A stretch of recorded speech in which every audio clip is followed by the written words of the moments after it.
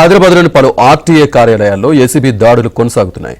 Uppal, Tirumalagiri RTA office గేట్లు మూసివేసి అందరినీ బయటకు పంపి ఏకకాలంలో ఈ సోదాలు జరుపుతున్నారు. ఇప్పటికే పలువురు బ్రోకర్లను అదుపులోకి తీసుకున్నట్లు తెలుస్తోంది. అయితే అధికారులు ఎందుకు తనిఖీలు చేస్తున్నారనే దానిపై మాత్రం పూర్తి వివరాలు రావాల్సిందే.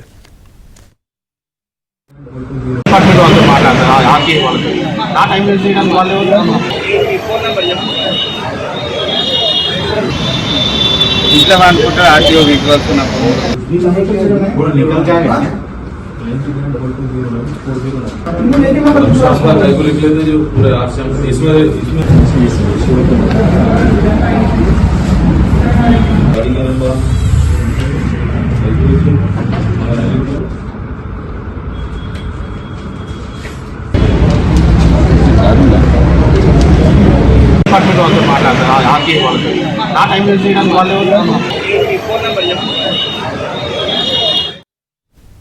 ఆర్టీఏ కార్యాలయాల్లో ఏసీబీ సోదాలకు సంబంధించి పూర్తి సమాచారాన్ని మా క్రైమ్ కరెస్పాండెంట్ మణికంఠ లైవ్లో అందిస్తారు. మణికంఠ,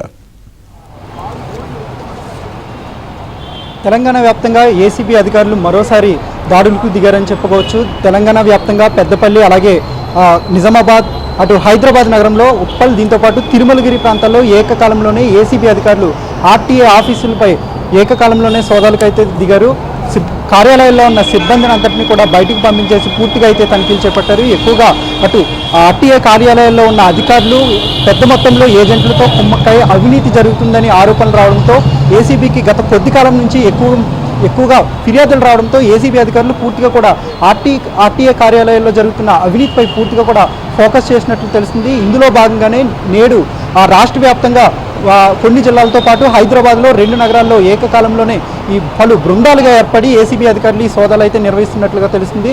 ఎక్కువగా ప్రతి వాహనం కొనుగోలు చేసిన తర్వాత ఖచ్చితంగా ప్రతి వెహికల్ కూడా వెరిఫికేషన్కి ఆర్టీఏ కార్యాలయానికి వెళ్లాల్సి ఉంటుంది. అక్కడ వాహన రిజిస్ట్రేషన్ కానివచ్చు, దీంతోపాటు వాహనాలకు సంబంధించి ఫిట్నెస్, అలాగే డ్రైవింగ్ లైసెన్స్, ఇవన్నీ కూడా ఆ వాహనాలకు సంబంధించిన ట్యాక్స్, పన్నులు చెల్లించే విధానం అంతా కూడా ఆర్టీఏ ఆఫీస్లోనే జరుగుతుంటాయి. కాబట్టి పూర్తిగా కూడా ప్రతి ఒక్కరూ ఆర్టీఏ ఆఫీస్కి వెళ్లాల్సి వస్తుంది. ఈ క్రమంలోనే అధికారులు కూడా పెద్ద ఎత్తున ఆ పనులు జరగాలన్నా కూడా ఎక్కువ మొత్తంలో లంచాలు అడుగుతున్న పరిస్థితి రావడంతో ఏసీబీ అధికారులకి కొంతమంది ఫిర్యాదులు చేశారు. ఈ క్రమంలోనే ఈ ఫిర్యాదు ఆధారంగా దాడులు అయితే నిర్వహిస్తున్నట్లుగా తెలుస్తుంది. మొత్తం ఇప్పటి వరకు 10 మంది ఏజెంట్లని ఏసీబీ అధికారులు అదుపులోకి తీసుకుని విచారిస్తూ ఉన్నారు. ఎప్పటి నుంచి ఈ మొత్తం ఏజెంట్లుగా వ్యవహరిస్తున్నారు, ఇప్పటి వరకు ఎన్ని వాహనాలకు అక్రమంగా రిజిస్ట్రేషన్ జరిగాయి, ఎంత డబ్బులు ఇప్పటి వరకు సంపాదించారనే కోణంలో కూడా ఏసీబీ అధికారులు పూర్తిగా వారి దగ్గర నుంచి వివరాలు అయితే సేకరిస్తున్న పరిస్థితి కూడా కనబడుతుంది. రాష్ట్ర వ్యాప్తంగా గత